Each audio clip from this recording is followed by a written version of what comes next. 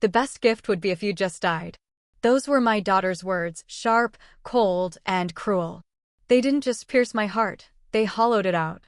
I never thought I'd hear something like that from the very child I carried under my heart for 9 long months. I had always imagined growing old surrounded by warmth, laughter, and the quiet gratitude of a daughter who knew how much her mother had sacrificed.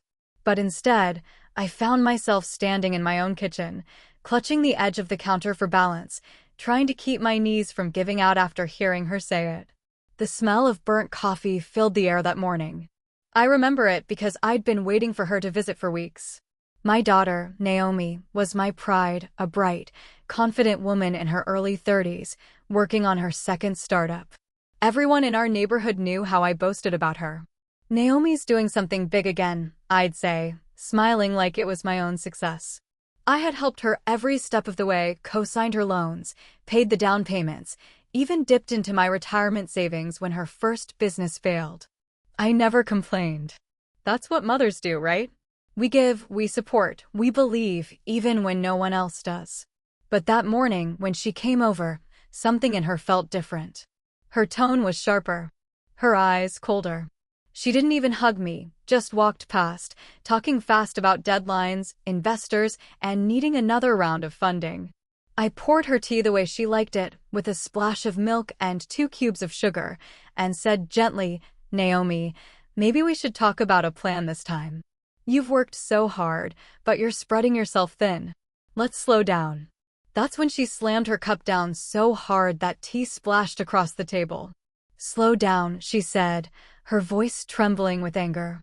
"You've always been like this, always trying to control me. You think I need your advice just because you pay for things?" I stared at her, stunned. "Naomi, I'm not controlling you. I'm helping you." She stood up, eyes glinting like glass under the kitchen light. "You know what would help me? If you stopped pretending you care. The best gift would be if you just died, then maybe I'd finally have peace." I don't remember breathing after that. The world just went still. The ticking of the wall clock became deafening. I didn't scream. I didn't cry. I just sat there, a mother whose child had said the one thing she never thought she'd hear. When she stormed out, I stayed seated. My hands were trembling, but not from anger, from disbelief. The cup of tea she'd left behind was still steaming, untouched, like some cruel reminder that I had tried to serve love and been handed poison in return. That night, I couldn't sleep. I lay in bed, staring at the ceiling, hearing her words over and over again. The best gift would be if you just died. I thought about every moment we had shared, her first school play, the nights I stayed up sewing her prom dress, the first time she cried over a heartbreak and I held her until dawn. What had I done so wrong that love had turned into resentment? By sunrise, I realized something painful but true. I had raised her to take, not to cherish. I had mistaken generosity for love, and she had mistaken sacrifice for obligation. So that morning, I made a decision that would change everything. I opened my laptop and pulled up the email from my lawyer. Naomi's business expansion was waiting for one final transfer, $250,000 from my retirement fund. The papers were ready. All I had to do was approve. My hand hovered over the mouse for a long time. My chest felt tight. Then I clicked cancel. I whispered to myself, no more funding. No more begging to be loved. It wasn't revenge. It was survival. Later that day, I got a call from Naomi. Her voice was sharp again, but this time, laced with panic. "Mom, the wire didn't go through. What happened?" I took a deep breath and said calmly, "I decided not to go through with it. I think it's time you handled things on your own." Silence. Then a bitter laugh. "Oh, so now you want to ruin me too? You're unbelievable." Her words didn't sting as much this time. I had already bled enough. "I'm not ruining you, Naomi," I said softly. "I'm giving you something more valuable than money, a chance to stand on your own feet." She hung up. And just like that, the line between us, the invisible umbilical cord I'd kept alive all her life, finally snapped. I didn't know what would come next. Maybe she'd hate me forever. Maybe she'd understand someday. But for the first time in years, I felt something I hadn't felt in a long time: peace. For days after that call, the house felt too quiet. I kept expecting the phone to ring, Maybe Naomi calling to apologize, maybe to shout again, but it didn't. The silence had a weight to it, the kind that presses down on your chest when you're alone with your thoughts. Even the clock on the wall seemed to tick louder, as if reminding me that time doesn't stop, even when love does. I spent my mornings sitting by the window with my tea, watching the neighbors' children play outside. They laughed freely, their mother clapping from the porch. I wondered what she'd done right, how she'd managed to keep that light in their eyes. Somewhere along the way, Naomi's light had dimmed, and I couldn't stop wondering why. A week later, I got a call from someone I hadn't spoken to in years. Ruth, one of Naomi's old friends from college. "Mrs. Jennings," she said gently. "I hope it's okay I'm calling. I just needed to ask if you're all right." I hesitated. "Yes, dear, I'm fine." "Why?" There was a pause. I could hear traffic in the background. Then she said, "I ran into Naomi at a cafe last month. She mentioned she was under a lot of pressure with the new investors. She said her boyfriend's been pushing her to take bigger risks. He doesn't seem like the supportive type." Her boyfriend. I frowned. I didn't know she was seeing anyone. Ruth sighed. "She doesn't talk about him much, but he's older. Works in finance. I just thought you should know." After we hung up, I sat there, frozen. Naomi had always been private, but this felt different. She had been hiding things. That evening, I opened the folder I kept in the drawer beside my desk, the one with all the documents for Naomi's funding. There were dozens of emails between her and her so-called financial advisor. I clicked through a few, reading slowly. He called her babe. He made promises about easy returns and quick deals. And buried in one message, I saw something that made my heart drop. "Tell your mom to hurry with the transfer. Once the money hits, we can move fast." My stomach twisted. So this was it. The anger. The cruel words. The sudden urgency for funding. It wasn't just about money. Someone was whispering in my daughter's ear, twisting her love into resentment, making her see me not as her mother, but as an obstacle. The next day, I went into town to visit the bank. I didn't tell anyone where I was going. I just wore my navy shawl, packed my papers, and took the early bus. The banker, a kind young man named Mr. Patel, recognized me from my last visit. "Mrs. Jennings," he greeted warmly, "are we finalizing the transfer today?" I shook my head. "No, dear. I just need to check something." He pulled up my file, scrolling through the records. I leaned closer, my heart pounding. "Is there any joint authorization on my account?" I asked quietly. He hesitated. "Actually, yes. There's a secondary signature registered, Naomi Jennings." I felt the room spin. "That's not possible," I whispered. "I never added her." He frowned. "Would you like to see the document?" He printed the form and slid it across the table. There it was, my name, and beneath it, Naomi's, both signatures identical. Except one wasn't mine. The loops in the J were wrong. The curl in the G too stiff. It was a forgery. I held the paper like it was burning my hands. My daughter, or someone she trusted, had faked my signature. "Would you like me to report this, ma'am?" Mr. Patel asked softly. I took a slow breath, forcing myself to stay calm. "Not yet. I just need some time." As I left the bank, I walked past a row of shop windows. My reflection caught in the glass, a tired woman clutching her purse like it was her last piece of safety. I didn't recognize that woman. That night, I couldn't eat. The stew on the stove went cold. I sat in the dark, only the lamp beside me flickering. I wasn't angry anymore, I was heartbroken. Somewhere along the line, my daughter had lost her way. And as much as it hurt to admit it, I had let her. I had taught her that I would always clean up her messes. That I would always save her, no matter how deep the hole. But this time, she dug one too deep, and now I was the one falling into it. I picked up my journal, the one I'd stopped writing in years ago, and began to write. Not to blame her. Not to accuse. But to remember who I was before motherhood became my whole identity. Because if I was going to face what came next, the lies, the betrayal, the heartbreak, I had to find my strength again. By the end of the week, Naomi finally called. Her voice was sugar-sweet, the way it always got when she wanted something. "Mom," she said softly, "I'm sorry for what I said before. I was just stressed. I didn't mean it. I stayed quiet. She continued, but listen, I talked to my advisor, and we have this amazing opportunity coming up. We just need to move fast. I know you canceled the funding, but maybe you could reconsider? Just this once. I closed my eyes. Even her apology was a transaction. Naomi, I said slowly, I've seen the documents. I know about the signature. Silence. Then, a sharp intake of breath. You went through my emails? I went through my life, I said quietly. And I saw what you, or someone, tried to take from me. She didn't reply. The line was silent for so long, I thought she might have hung up. Then, finally, I heard her voice, shaky, uncertain, almost frightened. Mom, it's not what you think. But deep down, I knew it was exactly what I thought. The night after that call, I didn't sleep. I sat at the kitchen table, the documents spread out before me like pieces of a broken mirror, each reflecting a version of my daughter I didn't want to believe existed. Every word from that man's emails echoed in my head. Every babe, every trust me, every instruction to make your mom move faster. Naomi had always been headstrong, yes, but she'd never been cruel. Not until him. I needed to know who he was. So the next morning, I made myself a cup of tea, gathered my papers, and called Ruth again.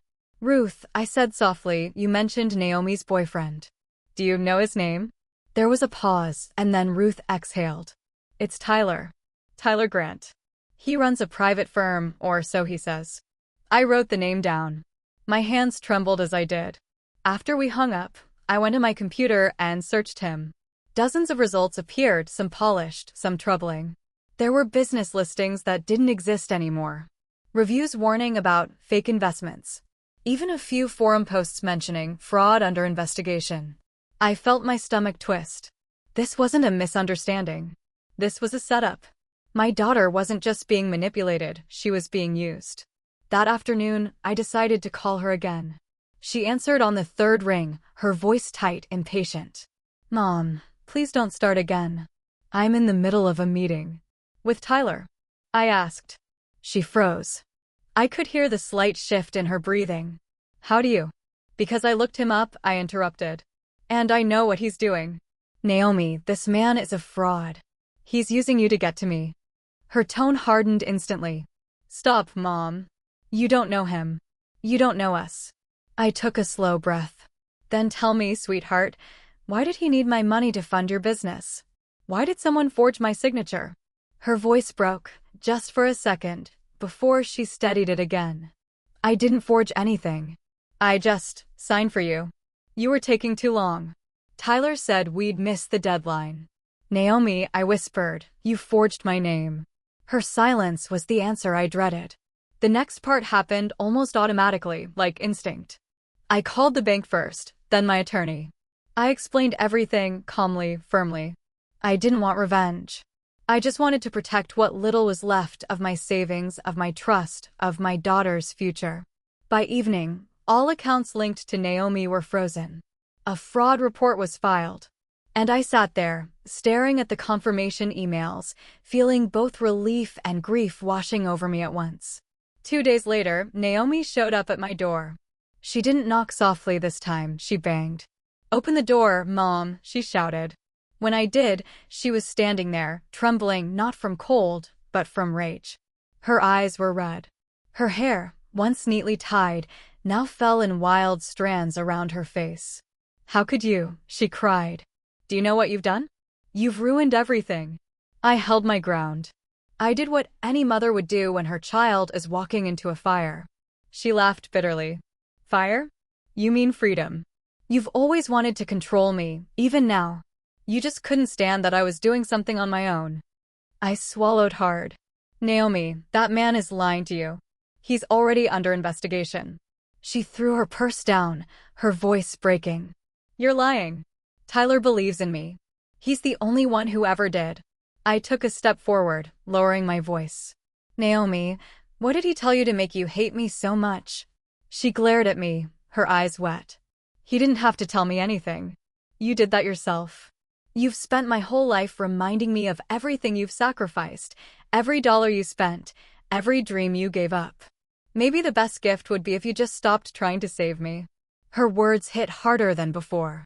Because this time, I knew she meant them. We stood there for what felt like forever, two women divided by years of love and misunderstanding. Then, she turned and walked away. No goodbye. No promise to call. Just the sound of her heels fading down the street, like the echo of something final. I closed the door, locked it, and slid down to the floor. Tears came slowly, not because of anger, but because I realized something painful. My daughter wasn't the same little girl who used to bring me daisies from the garden. That girl was gone. A week passed before I heard anything again. It came in the form of a phone call from Officer Lewis, a local investigator. "Mrs. Jennings," he said politely, "I wanted to inform you that Mr. Tyler Grant has been taken into custody for fraud and identity theft. We traced multiple accounts under his name, including one linked to your daughter's business." My heart sank. "Is Naomi involved?" He paused. "She's not being charged, ma'am. But she's listed as a cooperating witness. She's been helping us." I pressed a hand over my heart, feeling a strange mix of relief and sorrow. So it was true. Everything I feared was real. "Thank you, officer," I said quietly. When I hung up, I just sat there, staring at the small family photo on the wall, Naomi at 16, smiling beside me, arms around my shoulders. Back when she still looked at me like I was her home. Now, I wasn't sure she even knew where home was anymore. That night, I made a decision. Not out of anger, but out of love. I canceled the business funding completely, every cent of it. Not as punishment, but as protection. Sometimes, love means saying no even when your heart aches to say yes. I didn't hear from Naomi for nearly 2 weeks after Tyler's arrest. At first, I thought that silence would bring peace, that I'd finally done the right thing and could breathe again. But silence has a way of echoing the very things you're trying to forget. Every time the phone didn't ring, every time the mail arrived without her handwriting, I felt that hollow ache, the kind that comes from loving someone who doesn't love you back in the same way anymore. I kept myself busy. I cooked small meals enough for one. I watered the ferns she used to complain about. I even started going on evening walks again, just to remind myself that the world outside my pain still existed. And then one morning, there was a knock on my door. It wasn't angry this time. It was soft, hesitant. When I opened it, Naomi stood there, no makeup, no fancy clothes, no forced smile. Just my daughter, looking small again. "Mom," she whispered. "Can I come in?" I stepped aside without a word. She walked into the kitchen, the same room where we'd once baked cookies, where she'd done homework at the table, where she'd shouted at me weeks ago. Now she looked around like it was a stranger's home. We sat down across from each other.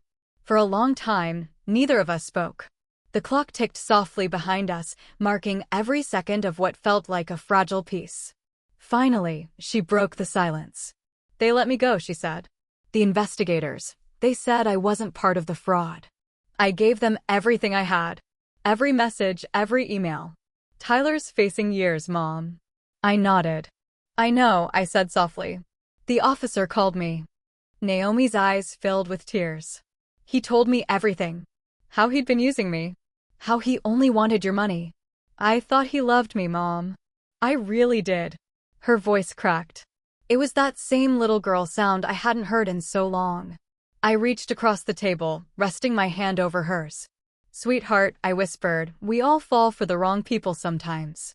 The trick is learning to stand back up after they knock us down." She stared at our hands, hers trembling, mine steady. "Mom," she said through her tears, "I said awful things to you. Things I can't take back." I took a slow breath. "You did. But I know why. You thought you were fighting for love. I just wish you'd realized sooner that love doesn't make you hurt the people who would die for you." She lowered her head. "You canceled the funding."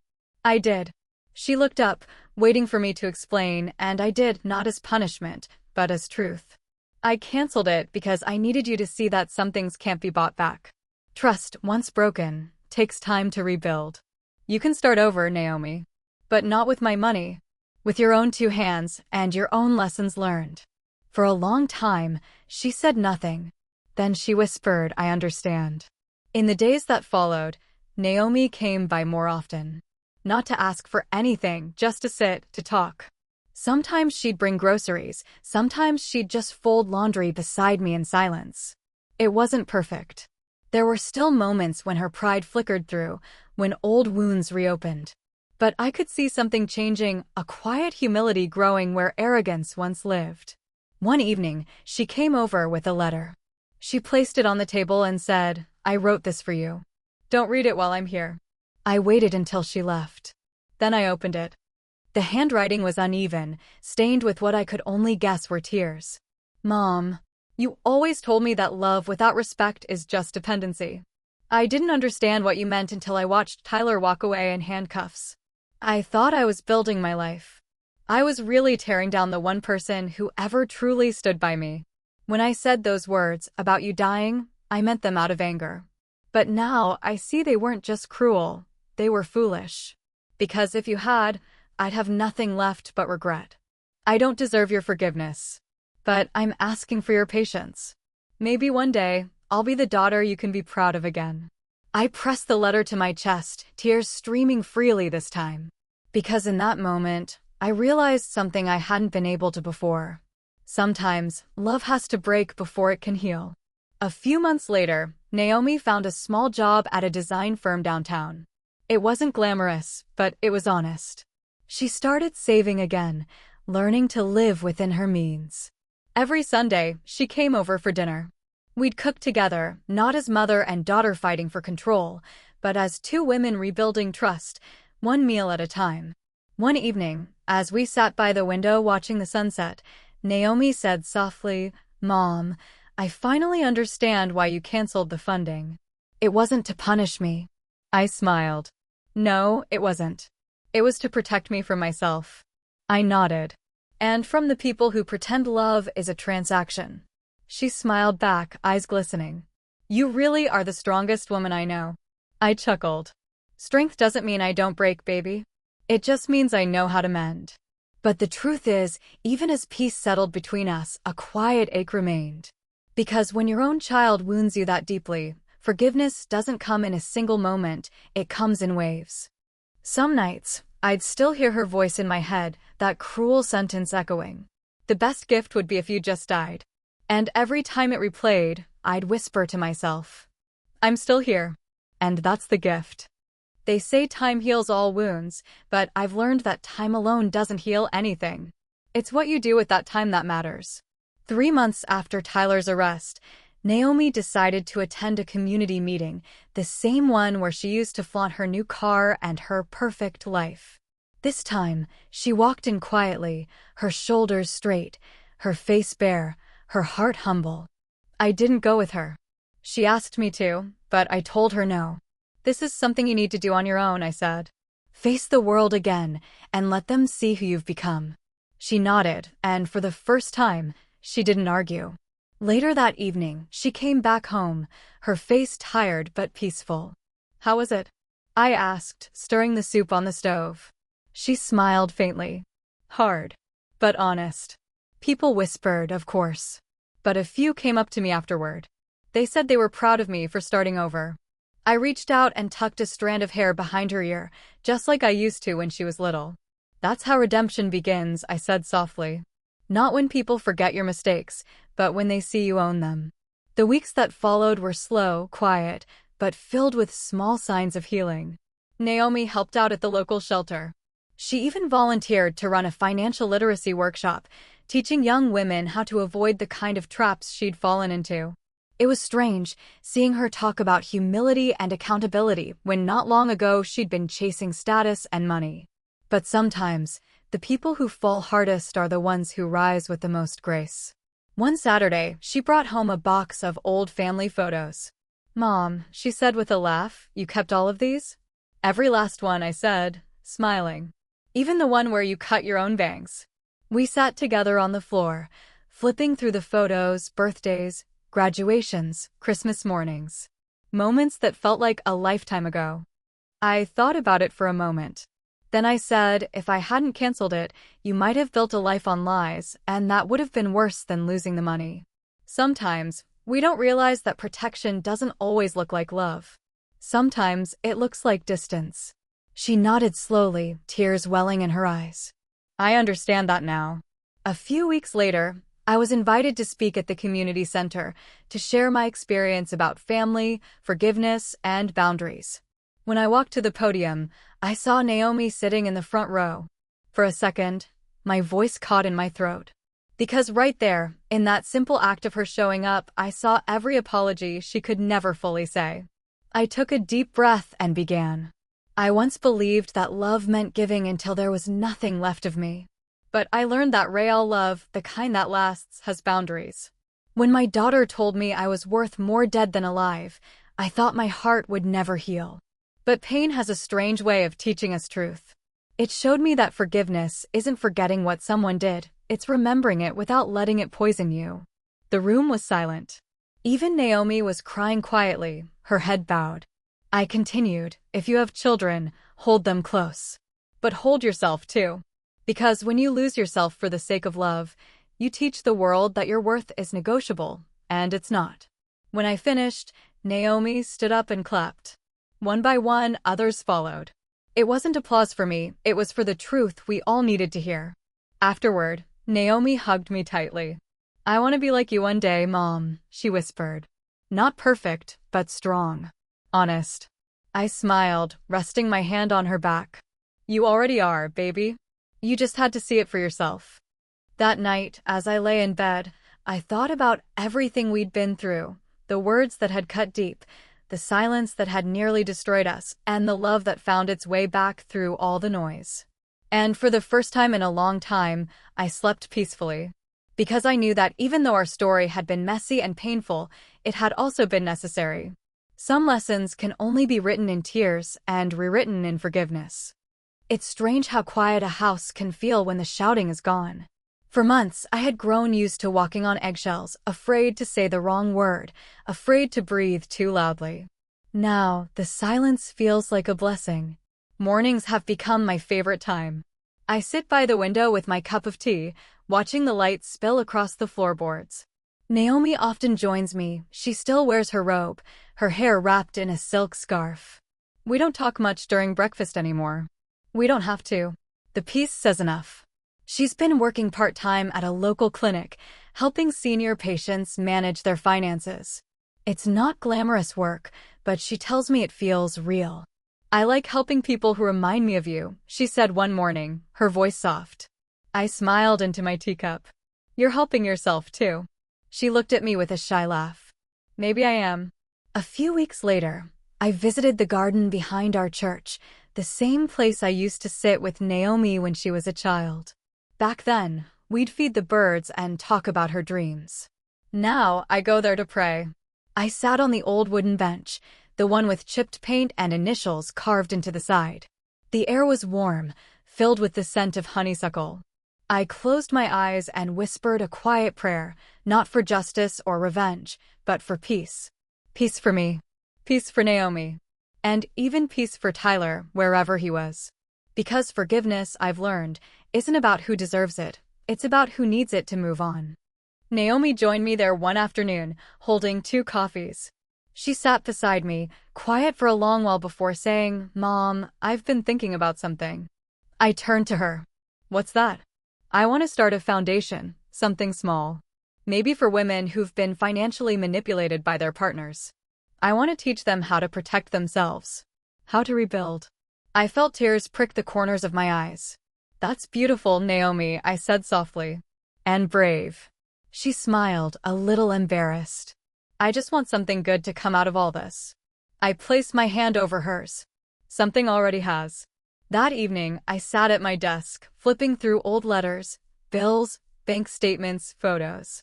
At the bottom of the pile was an envelope Naomi had left for me months ago.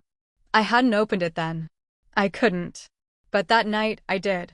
Inside was a single piece of paper, written in Naomi's neat handwriting. Mom, I don't expect forgiveness. I don't even deserve it. But I want you to know I see everything now. I see the nights you went hungry so I could eat. I see the years you worked 2 jobs so I could dream. I see the strength it took to walk away when I broke your heart. Thank you for saving me, even from myself. Naomi. I pressed the paper to my chest and let the tears fall freely. because for the first time, I felt understood, not as a mother, but as a woman. Months turned into a year. The world didn't change overnight, but our lives did. Naomi's foundation grew slowly, supported by women who shared her story in whispers and tears. She started speaking publicly about recovery, forgiveness, and resilience. I'd watch her from the back of the room, poised, calm, confident. There was a strength in her voice now, not born from pride, but from pain transformed into purpose. And every time she looked my way, our eyes met, and she smiled, that same little girl I used to tuck into bed, now standing tall on her own. One afternoon, as we packed for a small trip to the countryside, Naomi looked at me and said, "Mom, I've been thinking about that day. The one where I said those awful words to you." I froze for a moment. It wasn't something we often revisited. She continued, voice trembling. I replay it in my mind, and I can't believe I said it. "I don't know how you could ever look at me again after that." I took her hand gently. "Because, baby," I said, "a mother's love isn't erased by a moment, even a cruel one.